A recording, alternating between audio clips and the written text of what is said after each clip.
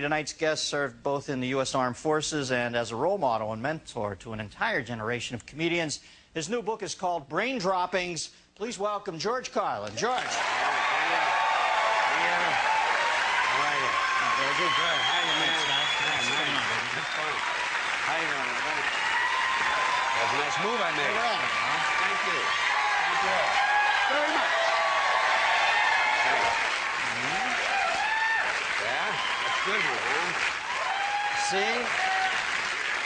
You know, sometimes people in, like, big show business disparage stand-up comedians, but you can't beat that grassroots connection, can you? Absolutely. I mean, people feel that you've never let them down and never bullshitted them, and, you know, it shows off in the way they receive you. It's nice to see. And I'm finally, after all this time, I get to do a talk show where you can say cocksucker. Isn't that great? Long time.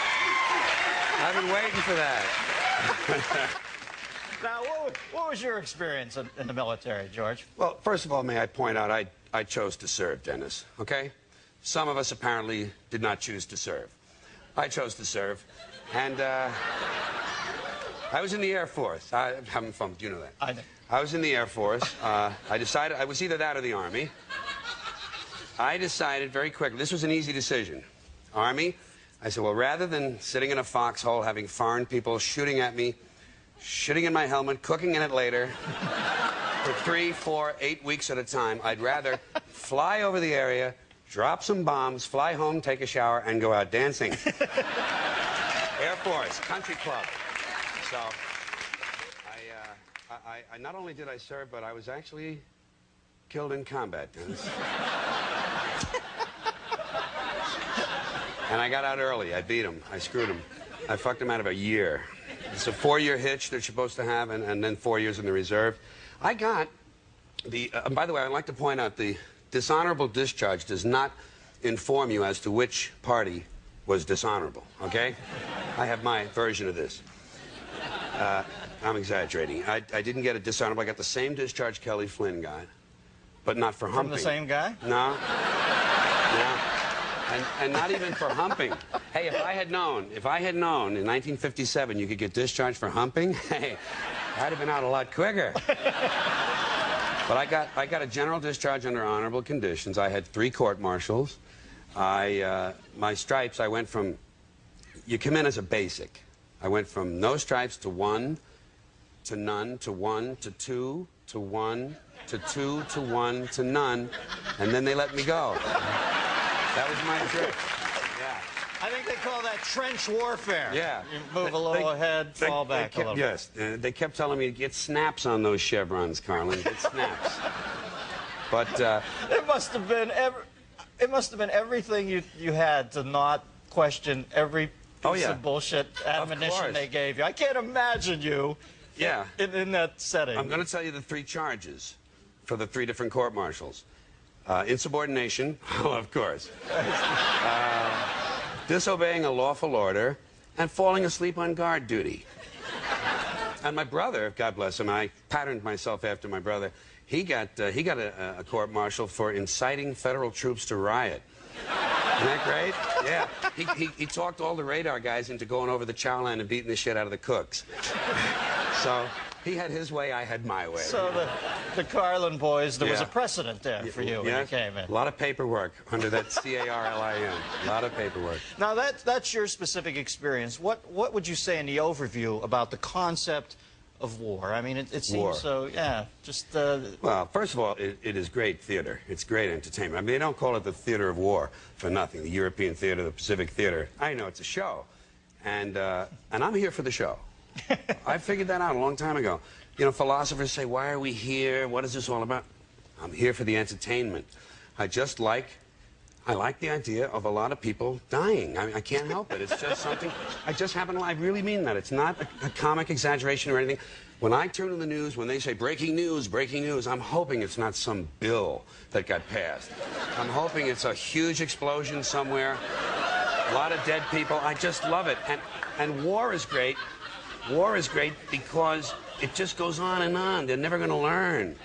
And I blame the soldiers. You know, a lot of people blame the politicians.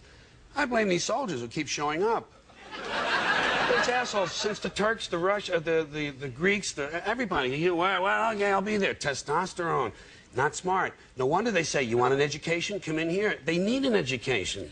They're not that bright. George, don't you think that all those are young boys who are just kind of fearful for... What do you need? A little need water. Something to Thanks. drink? Yeah, getting dry here.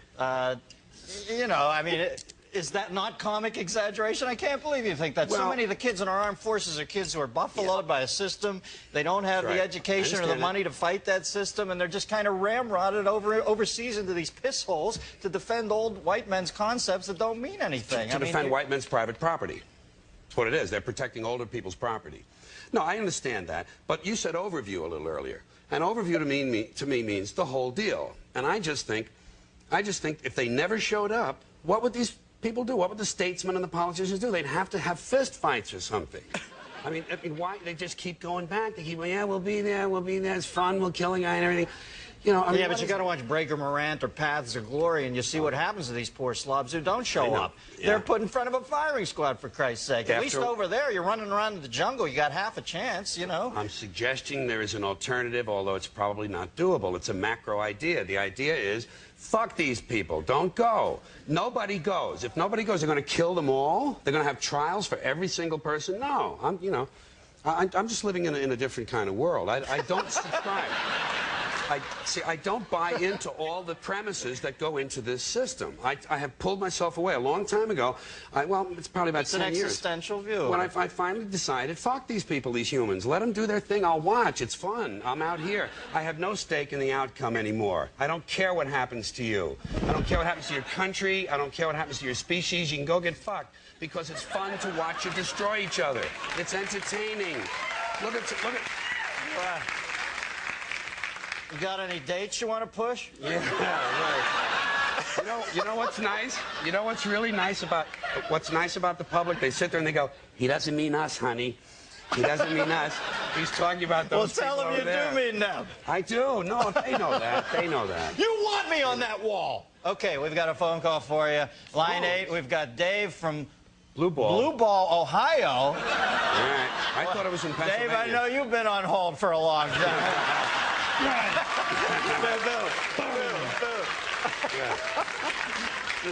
All right, what's your question, Davey? Dennis, I'd like to know if you think, will they ever bring back the draft? Georgie, you got any thoughts on that? The draft, no thoughts. Zero. I think he said. Well, you know, I was in that draft. I was in one of the last drafts. I drew like 362. Wonderful. Like, you know, Charlie had to be at the St. Louis Arch for me to see any action, you know.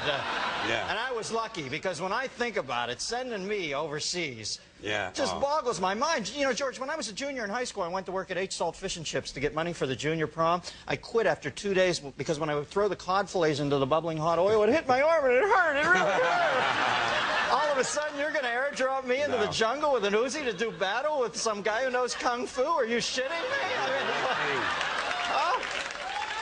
oh, man. We got another call. We got line 9. John from Audubon, New Jersey. John? Hey, guys. Audubon, bird call. Take it! Okay, how much longer until soldiers are obsolete, and what effect will that have on warfare? Boy, where do you get these people? Huh? They're in a room in the back. They pick random cities out. We put on a little show. You know what I'm waiting for? I'm waiting for when they can get those anthrax germs into little suitcases and set them off in the middle of a city. That's going to be fun. You don't need all this war. You don't need all these tanks and shit. What you need is some botulism stuff. You throw it around. You get the water supply. This is going to be fun. See, I'm talking about entertainment, and I really mean that. I think it's funny and fun, and I love watching it. And when they said that the Gulf War was going to be on TV, I didn't know it was going to be all graphs. I thought we were going to see some stuff. Graphs and maps and shit. No, get in there. Show me this stuff. I can't wait till the Middle East really explodes. Ancient hatreds and modern weapons. My kind of show, man. My kind of show. Wow. You make Sylvia Plath look like Leo Biscaglia. Good. What do you think about gays in the military now? Do you have any thoughts on that? I don't know. A lot of soldiers complain about it. These hetero soldiers, they don't want that. More pussy for me. You go to town, if half the guys are gay, there's more pussy for the heteros. What are they thinking about? What are they thinking about? You know? You know, I'm trying to think of a way to wrap it up after more pussy for me, but